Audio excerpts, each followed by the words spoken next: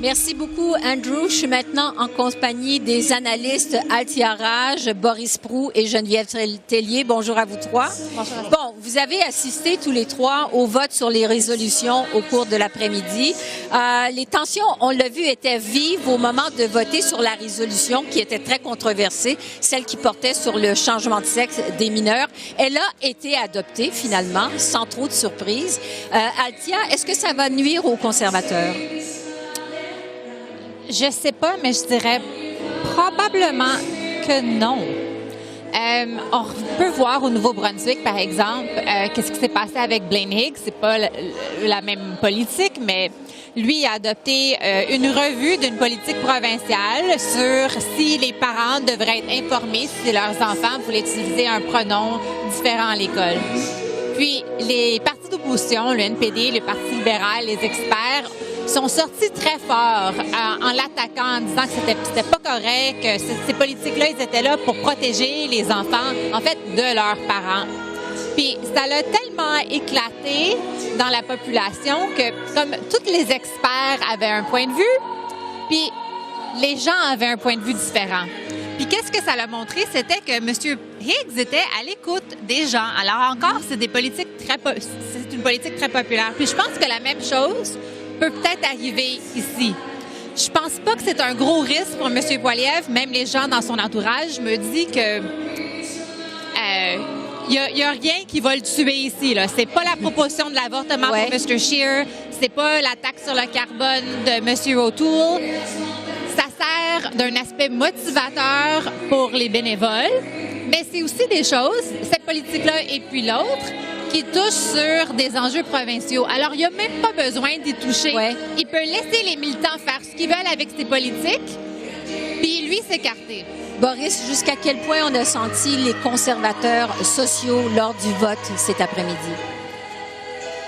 Ben, clairement, ils étaient là. On les a vus aussi. On a parlé beaucoup de la question de la transidentité. Il y a eu, en fait, 2 politiques votées. Effectivement, celle pour les personnes transgenres mineures et il y a aussi celle qui doit réserver les vestiaires, les équipes sportives aux personnes de sexe féminin, je mets les guillemets. Mais on les a aussi vus dans des politiques qui réitèrent le droit de refuser un vaccin, l'importance de se faire proposer des vaccins qui respectent les croyances religieuses. Donc, c'est probablement des thèmes ou même un phrasé qui sera plutôt compris par les conservateurs plutôt sociaux, puisque certains d'entre eux étaient dérangés par le fait, par exemple, que des cellules souches étaient utilisées pour la fabrication de vaccins. Ça restait un débat un peu niché pour les gens qui ne sont pas très familiers avec ce genre d'enjeu-là. Donc, oui, ils étaient là. Oui, ils ont fait adopter certaines politiques, mais comme disait Althia, et c'est très juste, la santé, c'est de la compétence provinciale. C'est pas un gouvernement Poilievre ou n'importe quel gouvernement fédéral qui va pouvoir forcer telle ou telle politique de santé vraiment au Canada. En tout cas, je peux pas vraiment le voir. Geneviève, vous avez été surprise parce qu'il n'y a pas été adopté. Pourquoi? Alors, il ne faut pas oublier, les résolutions sont adoptées. Il y avait une soixantaine de résolutions présentées, puis seulement 30 ont été sur le plancher. Alors, celles qui n'ont pas été présentées étaient sans doute celles où il y avait le plus de controverses, où les membres s'entendaient moins. Alors, on pense par exemple à la proposition sur le financement de Radio-Canada. On en avait déjà parlé hier. Alors, cette proposition-là n'a pas été discutée aujourd'hui. Il y en a d'autres, comme le commissaire à l'éthique. On voulait qu'il y ait plus dedans. On se rappelle que Justin Trudeau a eu des problèmes avec le commissaire à l'éthique. Donc, des peines plus sévères, ça n'a pas été présenté non plus. La question de l'approbation des projets, des grands projets énergétiques, au lieu d'avoir 2 approbations fédérales, provinciales, d'en avoir seulement une, ça aurait bien plu au Québec, mais ça n'a pas été discuté, présenté au Congrès. La liberté d'expression sur les campus de juridiction provinciale, on n'en a pas parlé. Donc, il y a plusieurs choses dont on n'a pas parlé. On s'est plutôt centré sur des thèmes plus rassembleurs de justice sociale, liberté d'expression, vaccination, comme on l'a dit tantôt. Oui. Althia, à part la résolution sur les changements de sexe, est-ce qu'il y a autre chose qui vous a marqué cet après-midi? Bien, le pourcentage avec lequel les politiques ont été votées, j'ai trouvé ça surprenant. La plupart du temps, on voit ça dans le congrès du NPD où est-ce que tout le monde est d'accord avec l'un et l'autre. Puis non, moi, je suis encore plus d'accord avec toi que l'autre personne. Mais ici, là, elle dit que 90, 83, 85, il y a juste une politique qui n'est pas passée. Puis elle avait rapport à l'eau. Qui aurait pensé que l'eau aurait été le sujet le plus controversé au congrès du Parti conservateur? Mais juste pour ajouter à quelque chose que Geneviève elle a dit, il faudrait pas oublier que c'était pas toutes les politiques qui avaient un accord qui pouvait arriver sur le plancher. Alors, ils ont été mis en ordre de support dans les workshops, puis nous autres, on n'avait pas le droit d'y assister. Alors, il y a beaucoup d'informations. On faisait pas partie des débats. Je suis certaine que les gens du Québec ont dit « Hey, on peut pas mettre Radio-Canada avec CBC. » Ça fait pas partie de la proposition de M. Poilievre. Alors, il y a des enjeux comme ça où on n'avait pas le droit d'y assister. Mais je veux juste faire ça clair pour les gens à la maison. Oui, parce que les plénières étaient fermées aux journalistes, les discussions étaient fermées aux médias au cours de la fin de semaine. Mais ça rejoint ce que Altia disait, c'est-à-dire que c'est très consensuel publiquement aujourd'hui. Oui.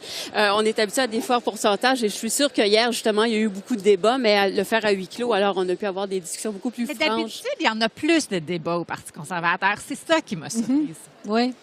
Donc, ce congrès est terminé. C'était quand même un test pour Pierre Poilievre. Est-ce que c'est, Boris, un congrès réussi?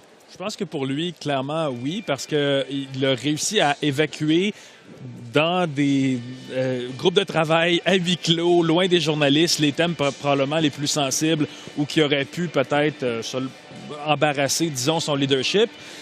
Et en même temps, donner un petit peu d'espace à ces militants qui voulaient signaler leurs valeurs ou signaler leur intention sur des grands thèmes qu'ils voient à la télévision, qu'ils voient au sud de la frontière, sans que ça l'implique vraiment. On l'a vu, par exemple, ou son entourage, disons, retirer une proposition de changement à la constitution du parti qui forcerait le caucus et le chef supposément là, à suivre l'énoncé des politiques du Parti conservateur.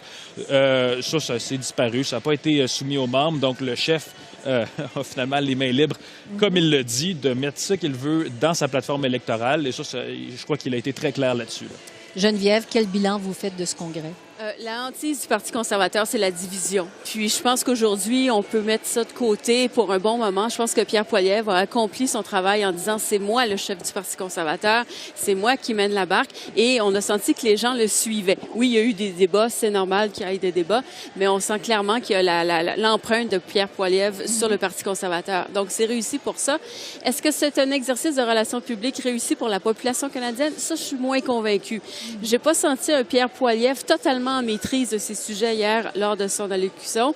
Est-ce que c'est comme ça qu'il va pouvoir se présenter devant les électeurs canadiens puis marquer des points à la prochaine élection? Je suis pas convaincue, mais pour ce qui est de ses membres puis du parti, je vous dirais oui, ça a été bien réussi pour lui. Ouais, je parlais à l'analyste Marc-André Leclerc cet après-midi qui me disait que ça a été un congrès réussi, entre autres parce que ça a été un congrès plate. Il n'y a pas eu de controverse, il n'y a pas eu de rebondissement. Altia, qu'est-ce que vous en pensez? Un congrès plate? Moi, je trouve pas que c'est plate, mais je suis pas normale. J'aime beaucoup les conventions politiques. C'est peut-être comme le gros highlight de l'année pour moi. Alors, je suis un petit peu bizarre. Mais je dirais que il y a peu de controverse parce que c'est maintenant le parti de Pierre Poilievre. Mm-hmm. Les gens qui se sentaient plutôt progressistes conservateurs ne sont pas dans cette salle. Ils savent qu'ils ne sont plus bienvenus, que les enjeux qui leur sont à cœur ne font plus partie comme la base du parti, elle a changé. Puis ça, je pense que c'est comme important à noter. Puis on le voit, là, les politiques qui ont été adoptées aujourd'hui, c'est des politiques vraiment de droite même influencées par la droite américaine. Les enjeux qu'on a vus sur les droits des transgenres, par exemple, c'est des enjeux qu'on voit dans les médias aux États-Unis puis qui sont revenus ici au Canada. Il y a eu des controverses. Il y a une politique sur l'avortement qui a été débattue et défaite en Colombie-Britannique. Alors, le parti s'est assuré de ne pas avoir de politique sur le plancher qui allait pouvoir nuire à M. Poilievre. Alors, il y a eu beaucoup, beaucoup de travail pour tenter le terrain avant qu'on arrive ici. Mais ouais, c'est le parti de Pierre Poilievre. Oui, ce qui fait que ça a donné un congrès finalement réussi. Altia, Boris, Geneviève, c'est tout le temps qu'on a. Merci d'avoir été avec nous en fin de semaine. Vraiment, ça a été vraiment super apprécié. Merci et on se retrouve plus tard dans la saison. Au plaisir.